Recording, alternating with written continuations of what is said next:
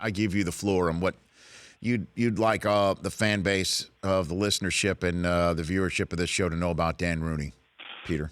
Well, just that I think more than anybody since I've covered the game, he was a guy who did more for the game than any one individual has done because he had an egalitarian streak in him. He wanted what was good for all 32 teams. He would fight to the death for the Steelers, but he also wanted what was best for all 32 teams. And I think more than that, when I mentioned that to Paul Tagliabue over the weekend, is that his legacy? He goes, well, that would be basically a pretty shallow legacy. I mean, he basically was, in so many ways in his life, was out to make the world a better place. I mean, Rich, how many people realize he worked on the peace process between Ireland and Northern Ireland?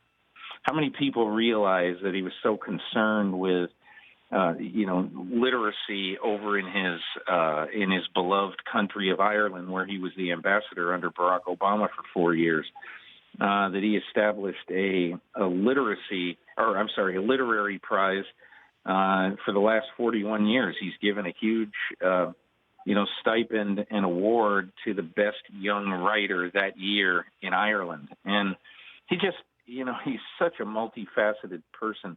He went on a family vacation once and retraced the steps of Lewis and Clark across the United States. He's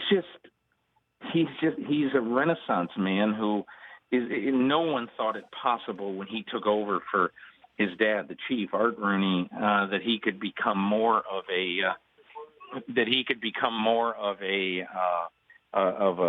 powerful figure in the NFL, but clearly that's exactly what he did. Well, is there an owner like him right now? With that, no, and that's what would worry me. I mean, if I'm the NFL and we've just gone through a 4-month period where the NFL twice has chosen stadiums over fan bases, I'd be worried about that. I mean, I just don't think it's the smartest thing in the world, and I understand. You can't be naive about these things. You don't want to continue to play in Qualcomm or the Oakland Coliseum. I get it. I understand it. But, you're the San Diego Chargers. You're going to be the second team in Los Angeles. You're a losing team right now. It's not going to be a good look for the Chargers. And I don't care if they sell out a 28,000-seat stadium or whatever it is. Who cares? It's all about establishing a beachhead in Los Angeles, which has been extremely lukewarm on mediocre franchises and just as lukewarm for professional football.